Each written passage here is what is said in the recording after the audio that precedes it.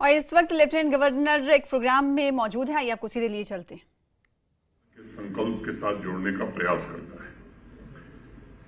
बापू को कर्नाटक से विशेष लगाव था।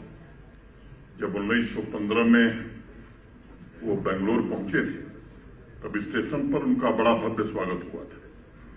तब के नगर पालिका परिषद के सभापति वहां के दीवान पुत्तना चट्टी ने उनके स्वागत में भाषण देते हुए आभार जताया था और अपनी सभा में लोगों का आह्वान करते हुए बापू ने कहा था कि हमें अपनी प्राचीन संस्कृति को अपनाना है जो इतने आघातों के बावजूद अभी भी जीवित है।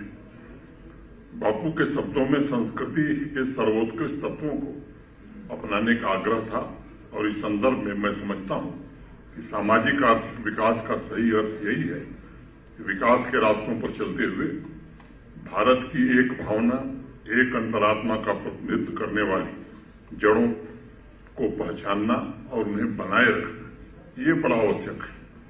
बेलगाम में जन्मे मां भारती के वीर सपूत गंगाधर राव बालकृष्ण देशपांडे जी को भी मैं स्मरण करना चाहूंगा, उन्हें नमन करता हूं, जिन्हें कर्नाटक का शेर कहा जाता है। प्राचीन काल से ही कर्नाटक साहित्य, वास्तुकला, संगीत, नृत्य कला तथा अनेक लोक परंपराओं, रीति रिवाजों और उत्सवों का ऊर्जावान केंद्र रहा है। 10वीं शताब्दी से 15वीं शताब्दी का उदाहरण देते हुए ये भी कहा जाता है उस दौर में भारतीय संस्कृति की सृजनशीलता अपनी चरम सीमा पर थी। अभी मैं यक्षगान की प्रस्तुति देख रहा था। यक्षगान के सबसे पुराने स्वरूप दशावतार का जिक्र 10वीं शताब्दी में रचित चंद्रप्रभा पुराण में सबसे पहले मिलता है।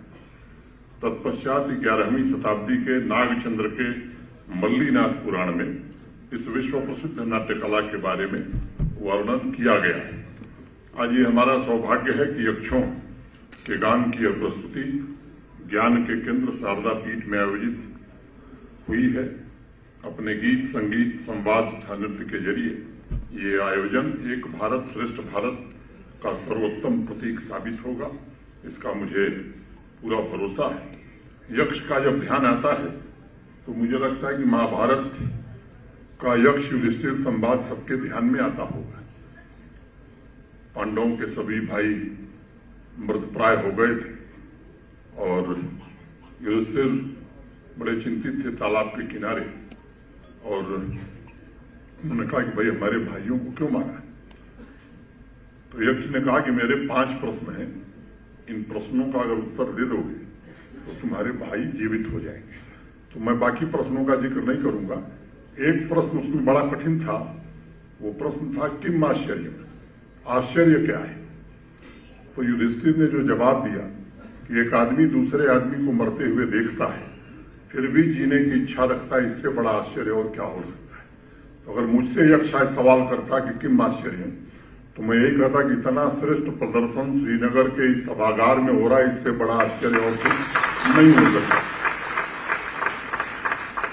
शिवसुत्रों का कहना है कि नृत्य बाहर दिखाई पड़ता है लेकिन वो भीतर के अस्तित्व से संचालित होता है और उसी तरह बाहर कोई रंगमंच नहीं है बल्कि वह कलाकार के भीतरी आनंद का प्रतिबिंब होता है और कला बेहतरीन माध्यम का उद्देश्य है।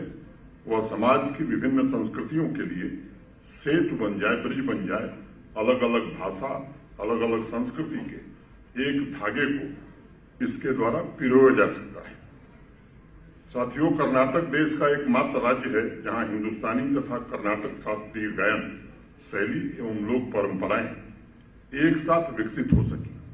हिंदुस्तानी संगीत की अद्वितीय हस्तियां जैसे कुमार गंधर्व, भीमसेन जोशी, मल्लिकार्जुन मंसूर, गंगूबाई हंगल, ये सब कर्नाटक में ही पैदा हुई और वहीं कर्नाटक संगीत में उस भूमि ने वीटी चौधाया, वी से सन्ना, टीके अयंगर को भी जन्म दिया। आज भी कर्नाटक के गांवों में बसवन्ना के जनपद गीते लोगों की जुबान पर अभी भी सुने जा सकते हैं। तुलु लोक नृत्य भी अत्यंत वहां प्रचलित है।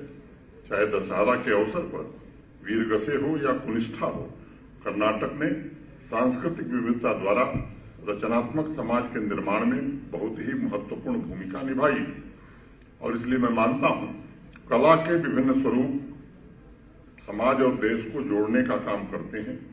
भावना के तल पर हर भाषा, हर वाद्य, हर नृत्य शैली में एकजुटता का संदेश होता है और यही संदेश नई पीढ़ी को देश की महान विरासत से भी परिचय कराता है। अलग अलग क्षेत्रों की संस्कृतियों से रूबरू होकर एकता की भावना को सशक्त बनाने के लिए इससे प्रेरणा भी मिलती है। मैं इस बात पर यकीन करता हूं कि विभिन्न संस्कृतियों में कला की विविधता में जिस एकता की झलक दिखाई पड़े वह भारत की अनोखी विशिष्टता है। कश्मीर से कर्नाटक तक कला के साधकों ने अपनी साधना से संस्कृति की विशिष्टताओं को जीवित रखा है।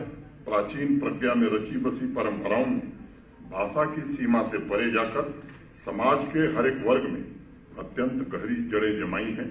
मैं समझता हूं कला ये असली समाज की ऊर्जा है। प्रत्येक व्यक्ति की निजी खोज का माध्यम भी कला है। कन्नड़ भाषा के 20वीं शताब्दी के एक प्रसिद्ध कवि थे श्री वेंकट पुट्टप्पा। वो कहते थे कि किसी आदि कवि का सुंदर गीत या वीणा से उठ रहे संगीत के स्वर गरिमामय जीवन के परिचायक हैं। और उनकी एक प्रसिद्ध कविता है भगवान ने हस्ताक्षर किए। ये मैं हिंदी में, मैं कन्नड़ नहीं बोल पाऊंगा, ये राजेश प्रसाद जी उसको बोल पाएंगे। देवाल सिग्नेचर। और पुट्टप्पा लिखते हैं आकाश, पर्वतों, घने जंगलों